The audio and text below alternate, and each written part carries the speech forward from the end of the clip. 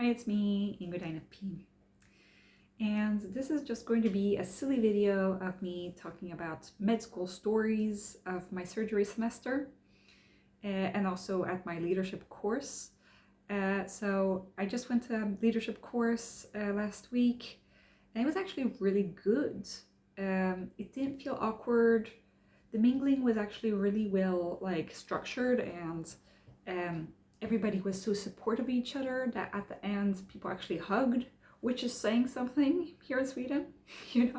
It's not often that people hug each other. And people met for the first time and then suddenly got talking, and I felt like I could sit with everyone at every table and feel like I was accepted and included.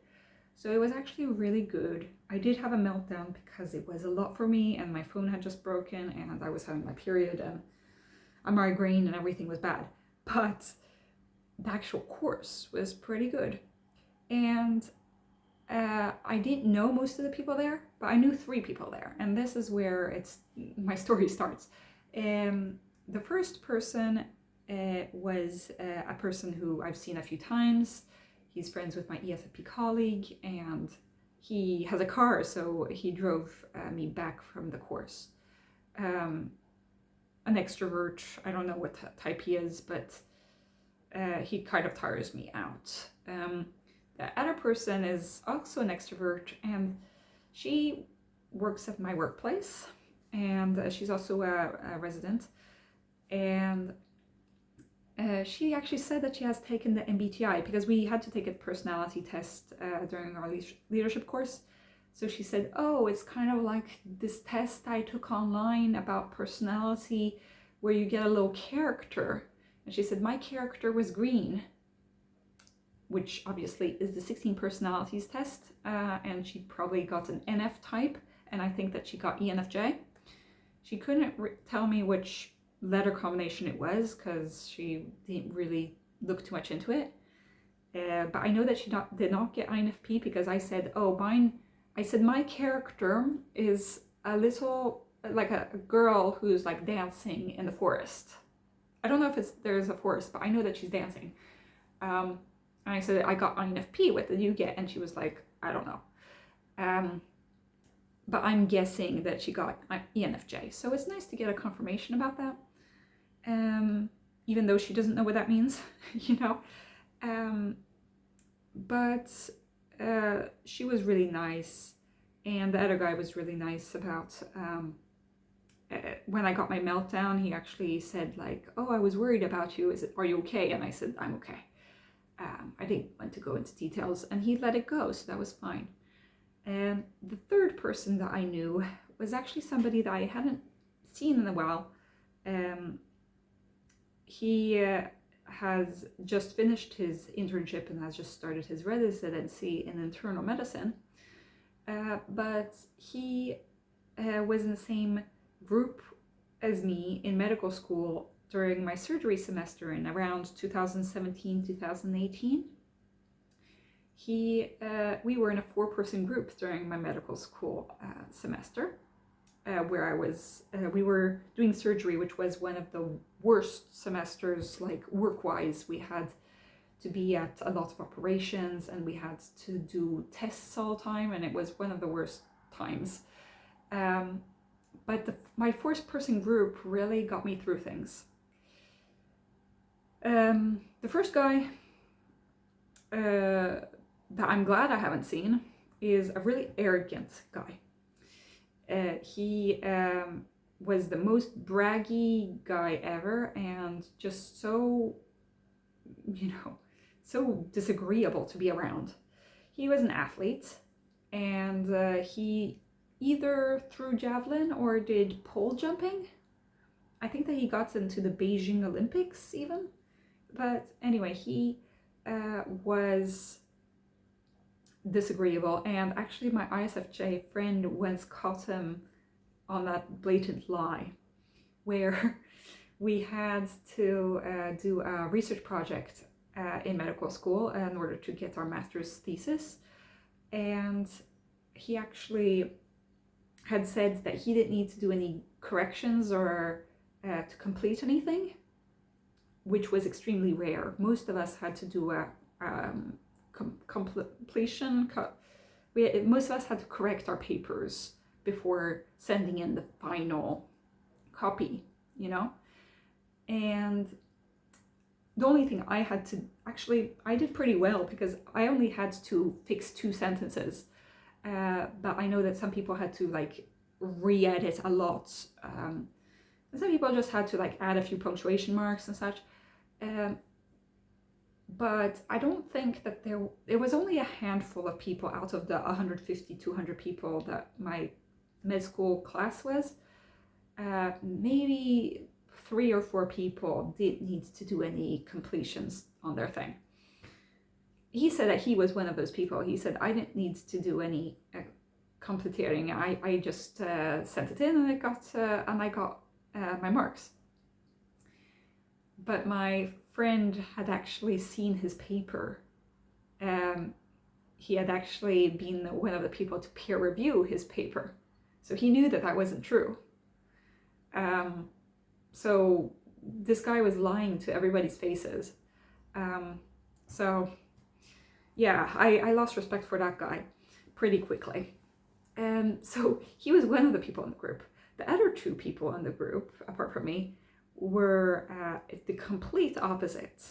So the guy who was at my leadership course now, he is also an athlete, but he is really, really chill, and he's such a sweetheart, and just, he rarely says anything, but he's just, you know, like a big teddy bear. And so I'm really glad that he was at my leadership course, because when I came back from my meltdown, he didn't really know what it was, but he kind of made a joke of like, oh, we started without you, I'm sorry. And but he was kind of all apologetic about it, and I was like, no, I mean, I've been gone for half an hour, of course you've started without me. So he kind of like eased the tension a little bit about that. And he was really chill, and just there's a certain kind of sensitivity about him that I really appreciate, and so I was glad that he was there. But it's interesting how 2 people can be so different, both of them be athletes, both of them go to medical school together. Yeah, I don't know, people are such different personalities, you know? And then the 3rd person is actually the guy that I think is most dear to me. And you know, so my class was 150 to 200 people. And some people like left medical school, and some people jumped down certain, you know, and didn't end up in my group anymore and all that. But there are so many people, and some people just really stand out. And this is somebody who really stands out. And I think that he was an ENFP. And we met on the first day of medical school. And I remember that he had done a 23andMe, and he knew that one of his ancestors was from France. And so that's how he got talking with me. Like, I was really, really shy. I was 18 years old. He was 10 years older than me or something. He was like around 30. And that somebody actually came and wanted to talk to me, you know, was like such a big thing. And I realized that we were so different in our lifestyle, in what we do, you know, what we think is important, but we were so similar, you know, and that's where I think MBTI can really make people connect. He didn't, you know, I just mean that he, you know, had a family, he was married, he had children, he had a dog, he had lived in another area of Sweden most of his life, and he had he had worked as a musician. He had a career in the music industry as like in a rock metal band kind of, and he actually has videos on YouTube with his band from when he was young. But then he decided to do a 360 and go into medical school. And so, yeah, and he was really kind of ditzy in a way. Like he was always like philosophizing about things, and then I was the one who was supposed to be responsible and like say, you know, we have to be at this operating room at 8:30 sharp because then they won't let us in, and we needed to kind of be at the same places at the same time, and like I kept having to find him because he kept like getting lost and he kept like forgetting at what time and what place we were supposed to be. So I kind of like helped him along with that, and he really admired me in return, you know. I think we had some kind of mutual admiration in that he was like, oh, to be so wise at your age, you know, and I was like, oh, you've been through so many things and you are so creative and interesting. And I think that he could see my creativity and interesting. And also when and we were also kind of neighbors almost in a way. He lived quite close to me, and when I had my graduation, he was dressed up in like a circus kind of costume. Like he had a silk suit kind of thing that was embroidered, but kind of like a circus master kind of thing. Everybody else was like in really formal or like summery kind of attire, and he was in like this whole other thing, you know, but it really fit this guy, you know. And he had a mustache. At the time he had a mustache. He kind of went back and forth on that. He also went back and forth on like if he had hair or no hair or whatever. He tried out a lot of different styles, let's just say. But he was one of the few people that my mom actually knew about because I had told her about him. And she actually took a picture of him in his circus garb when I had my graduation. And yeah, I find that he's really close to my heart, and that even though we haven't talked for years now, and